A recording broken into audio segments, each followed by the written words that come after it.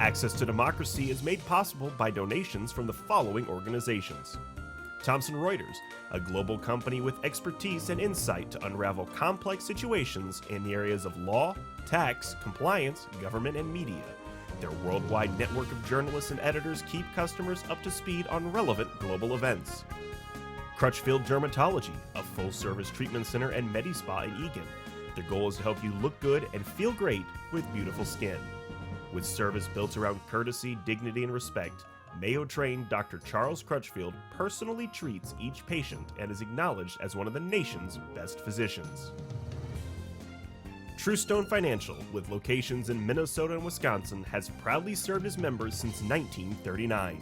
Truestone engages, educates, and supports its members to ensure they have the tools to empower their financial well-being. Truestone Financial, your neighborhood credit union. Learn more at truestone.org. Edina Eye Physicians and Surgeons, a division of Twin Cities Eye Consultants, has proudly served the Twin Cities for more than 55 years now in 7 convenient locations. Using the most advanced technology combined with human touch, Edina Eye offers comprehensive services and dedicated specialists committed to excellence with innovative procedures and expertise for the most advanced eye care.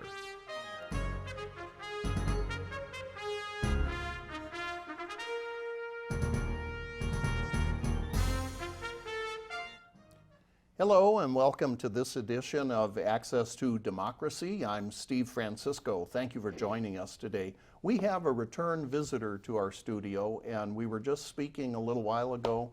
The last time I interviewed our guest today was about 8 years ago.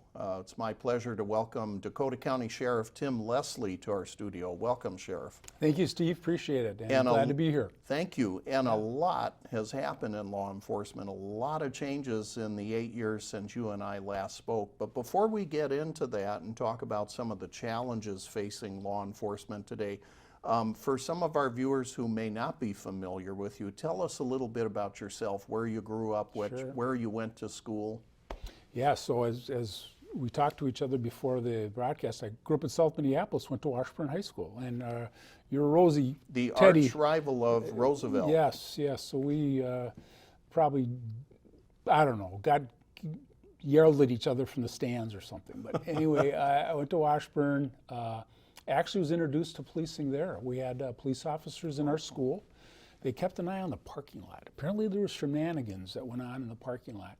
And I invited one of the police officers to come to my biology class and talk about a career in law enforcement, and it just opened my eyes. You've already anticipated what my next question was, which is what prompted you to go into law enforcement? Yeah, so it was the experience with the school police officer? Yeah, Riley Gilchrist, his name was, a black police officer in Minneapolis back in, this is 76, 75 even.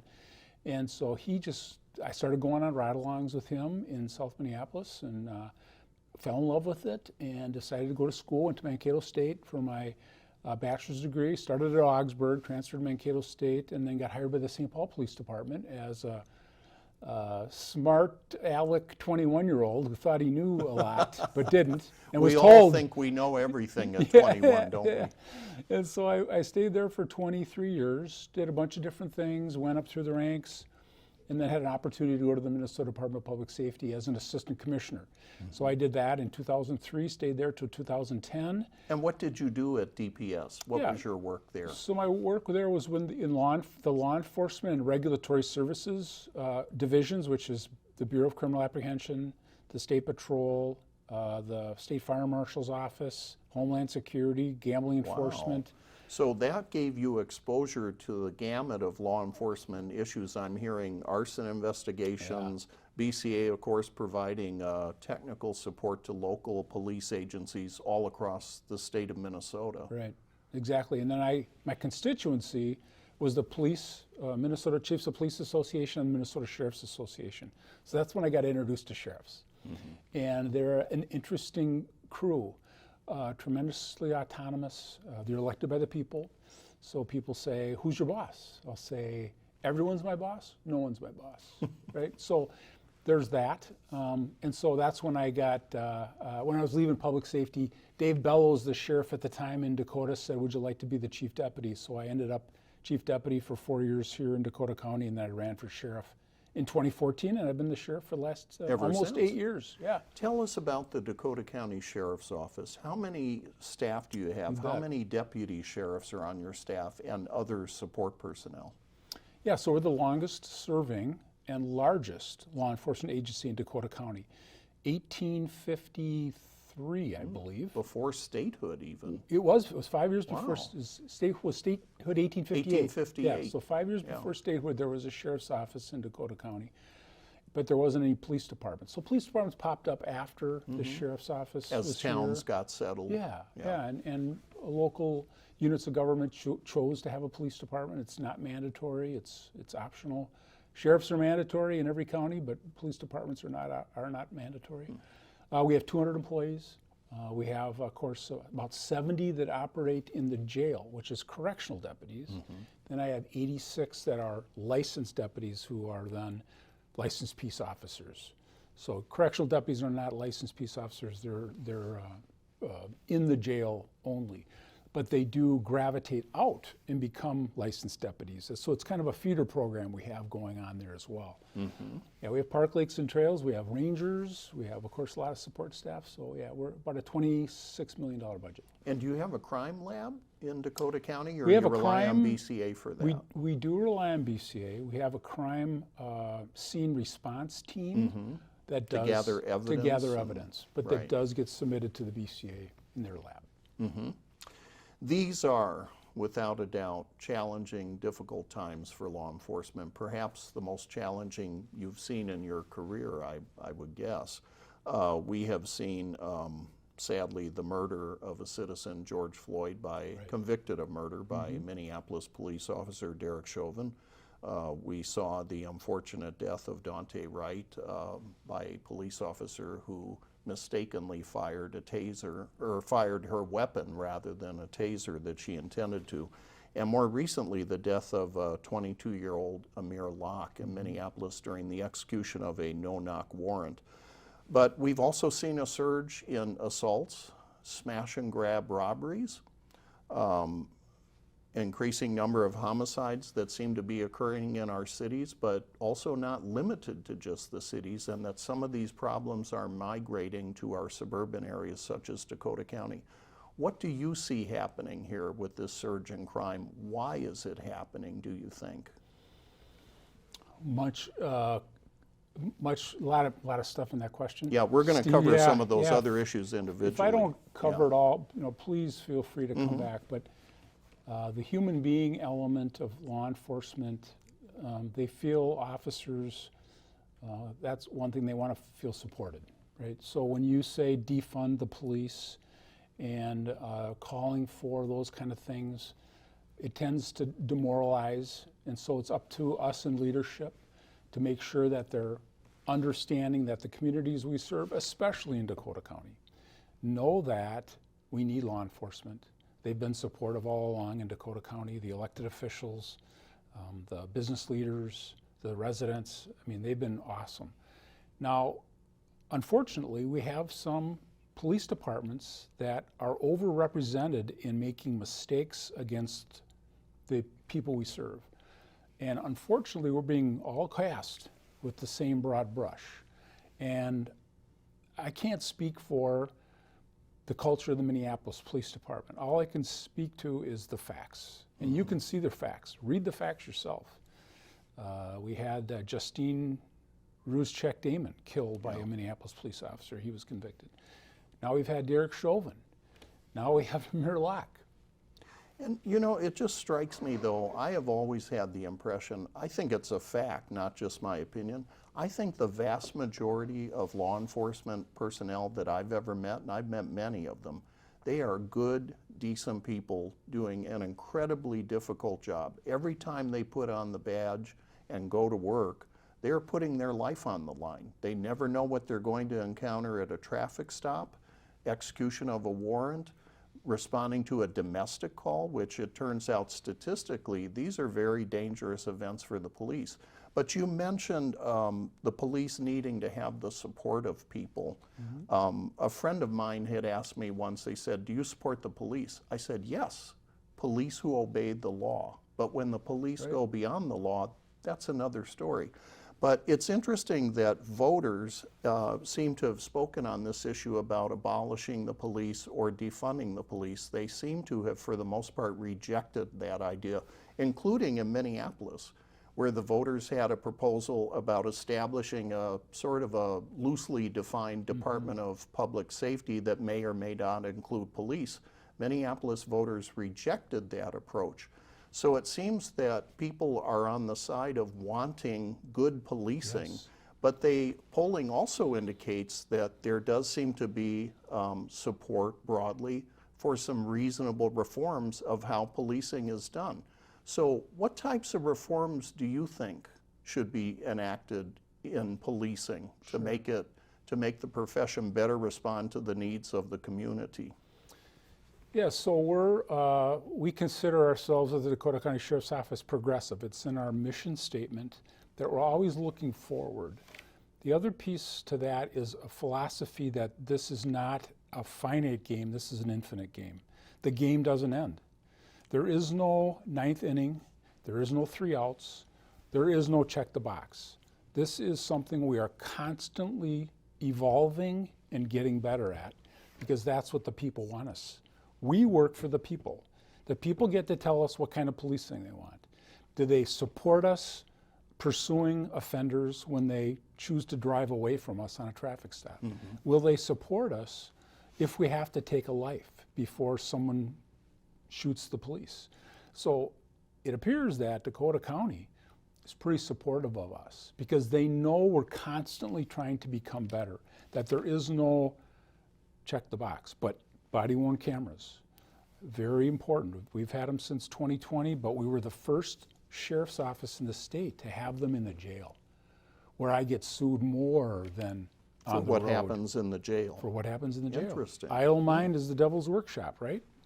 So we have a lot of people with time on their hands in jail, and they sue us for little things that are pretty much frivolous. So now with body cameras, we get to actually report back on what actually happened to them when they harmed themselves or refused to get out of the cell or whatever circumstances. So we've had those since 2015. One of the first sheriff's offices in the state. I see I think the San Diego County Jail just got body cameras in their jail, and I sent the link to my staff saying, yawn. We've had them for 6 years, right?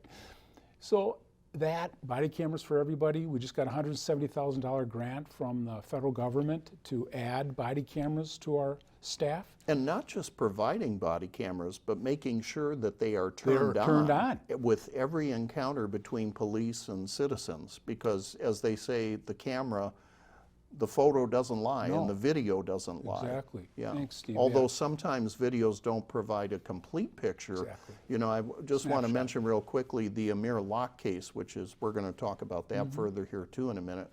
There has been some video footage released, but my understanding it is not the video footage of the officer who actually shot Mr. Locke in the execution of a no-knock warrant in Minneapolis. So it'll be very interesting to see if that gets released. Very much so. So duty to intervene would be another one, and we've had that policy in place for many years. Directly related to the Chauvin case. To the Chauvin case, right. that you have a responsibility, even if this person is above you in rank. It's a hard deal. I mean, I talked about it at Guide Coffee yesterday with South St. Paul chief, the Egan chief, Roger New, Right. the Monona Heights chief, and I. We meet monthly. We call it the Northern Chiefs Coffee. And we were talking about that how important it is that we're contemporary with what the expectations are in the community and trying to do our best all the time. But some places don't have a duty to intervene. Can I ask you a question, Sheriff? There's a doctrine in law called qualified immunity, and a lot of proponents of police reform say, let me explain just real quickly, and you correct me if I miss anything here. Qualified immunity is the idea that government officials, including police officers who are government officials, cannot be sued in the performance of their jobs. But there are questions raised whether or not qualified immunity should extend to government officials, including police, who violate the law, such as Mr. Chauvin or another police officer that may use excessive force and are found guilty of that. Do you support changing qualified immunity? Well, I don't, because I believe city council members also have qualified immunity. Mayors have qualified immunity. It's not just police officers, it's government officials. I mentioned that, right. Yeah, I said right. government officials. And yeah. I think it's a Supreme Court of the United States that has granted the qualified immunity. It's not a law, as I understand, if I'm mistaken. You may want to check me on that, but that it's not something in federal law that we get qualified immunity. It's something that's been granted. And so whenever something's been granted, it can always be taken away, right. or changed. refined. Right. And so I think that's not for Tim Leslie to decide. I think it also can be, from what I understand, it can be taken away and not granted by saying this police officer was totally negligent and deliberate. They don't get qualified immunity Right. then. So and it we can be just taken saw away. the three assisting officers in the George Floyd case who were just convicted in federal court of violating civil rights. So there may be other remedies other than looking at abolishing qualified immunity to hold people accountable. Yeah, they're going to be held accountable. Those, Yeah. I'm hearing 30-year sentences for those men. Tim, I want to ask you too about no-knock warrants. We've referenced the Amir Locke case. Does Dakota County Sheriff's Office ever execute no-knock warrants, and what is your view about them? There have been calls about, some people have gone so far as to say they should be abolished, but there are also people saying we need to reform the process for the execution of no-knock warrants. What are your views on that subject? Sure. So I'm not sure if you're familiar with what happened on the west side of St. Paul here last week, where they had a shootout at a funeral I did hear on the about west that. side. Right. The suspects from that actually are from West St. Paul. We executed a search warrant. It was not a no-knock on those individuals. Earlier this week, captured 2 of the individuals in that shootout and 8 guns in the car. So these are dangerous individuals willing to kill people. So as a backdrop, I testified in the legislature last week that I would see it as a last resort. That put more parameters around it if you want. We already have to go to a judge to get it. To get it, right. So Steve, you're the judge. We go, sir, we're after a no-knock warrant. Why? Right. You better make sure that your T's are crossed and your I's are dotted before you come to me with a no-knock search warrant application. Right. If you get, then maybe the next thing is the police chief or the sheriff from that jurisdiction. They come to them now and say, Sheriff, we want a no-knock warrant. Let's take a look at this. And we should say there are 2 interests at stake here that we need to be mindful of and protect. One is most definitely the security of the law enforcement officers who are expected to execute this warrant and arrest the bad guys, if you will. But there's also an issue about the people who may be on the premises, such as Mr. Locke, who was not the subject of the warrant, of the arrest warrant. The New York Times did an investigation. They found that between 2010 and 2016, 81 civilians and 13 law enforcement officers were killed in the execution of no-knock or what are called quick-knock raids, in which suspects are given only minimum time to respond. So how do we best balance that need to protect officers' safety while also protecting innocent civilians who may be on the premises, who may even be holding a gun like Mr. Locke was? As my understanding, he wasn't pointing the gun, but he was holding a gun, which the officer believed he was justified in taking that man's life. How do we balance these interests? So my feeling on that is that I've been around a long time. Yep. 41. 41 years. just 41. And you look too young to have been doing the job this long. Like I told you earlier, I got sheriff years. They're like dog years. So I lived through I started in 1980, which was just a few years after Miranda came in. And the law enforcement profession at the time was like, oh, we got to read them their rights. We're never going to get a conviction. Then there was scales. Scales was you must record all custodial interviews. We're never going to get a conviction. How are we going to do this? People still going to prison. I think no-knock warrants are going to fall into that same category. You take them away, we're going to refine how we do our business and figure out a new way to keep the public safe, keep the suspects from getting hurt, keep the officers from getting hurt, and figure out a new way to do business. And they're already doing it. I think the St. Paul Police Department says they haven't done a no-knock search warrant in 6 years, Well, 5 the years. warrant that the Minneapolis police executed in Mr. Locke's case, it was from the St. Paul PD. But the executing agency, the Minneapolis police, insisted on going to the judge, Peter Cahill, and getting a no-knock warrant. You're right. So yeah, it's very difficult problem here. Let's talk about this surge in carjackings. We've seen a surge of armed carjackings. They're not just happening in the cities. There have been a few in the suburban areas, mostly by juveniles, it seems. What efforts are you making, you being the Dakota County Sheriff's Office, with local police departments in Dakota County and surrounding metro area communities to deal with this surge of carjacking? And also, do we need new laws to deal with these crimes, or are the existing laws adequate in your view? You bring up the last one as the law, and there is no law against carjacking specifically. It's called aggravated robbery, and that's when you rob someone and take their property and you have a weapon. That's robbery. So you're never going to sort through all the reports, Egan, everywhere, Lakeville, Burnsville, Hastings, and see carjacking. You're going to see robbery. So then you have to go into the robbery and say, was it a carjacking? We really have not seen it in Dakota County. And I've just even cautioned myself to say that, but that's from the county attorney. Right. So Kathy Keena mentioned it at last Chiefs meeting I was at. And the Chiefs and I meet twice a month. We used to meet every week during the post-George Floyd stuff. We were meeting every Thursday just to make sure we're all on the same line. Remember, we have 12 police agencies in Dakota County.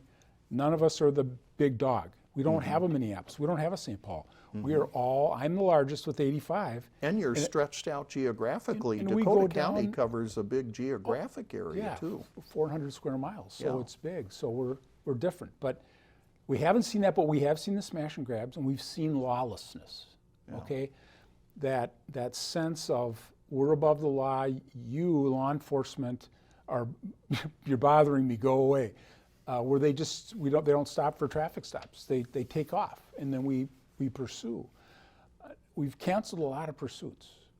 Every police chief that Because of the danger to the officers and the public. Yeah.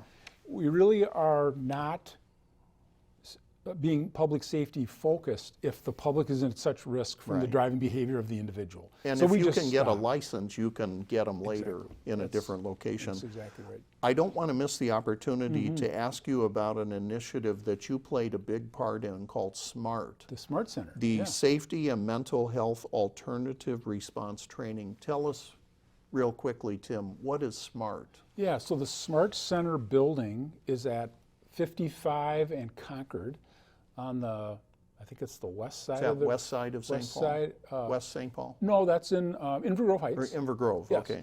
And it's a building that houses the Drug Task Force, which is a conglomeration of all law enforcement agencies in the county to fight the drug. We have an insatiable appetite for drugs. I don't know where society got that. But, Opioid oh, epidemic. meth. We got so much coming in, but a lot of it's the cartels bringing it in from Mexico. So I'm not going to beat that up, but that's where the Drug Task Force.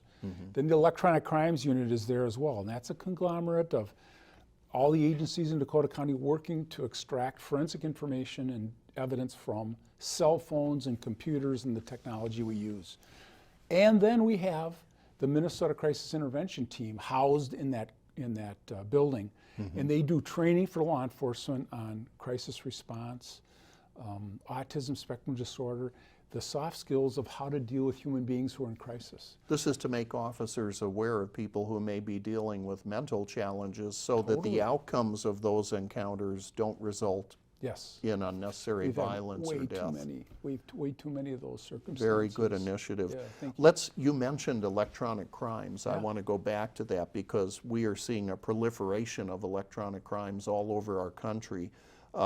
They are financial crimes, they are sex crimes targeting children, They are crimes against the elderly. What is the Dakota County Sheriff's role in dealing with electronic crime? And have you seen this increase in electronic crime cases? We had our board meeting on Tuesday, and so everyone who's a member is on the board. So we have a board of directors.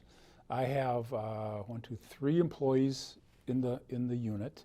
We have also an Apple Valley detective, a Burnsville detective, and a Lakeville detective that spend most of their time there, not all their time.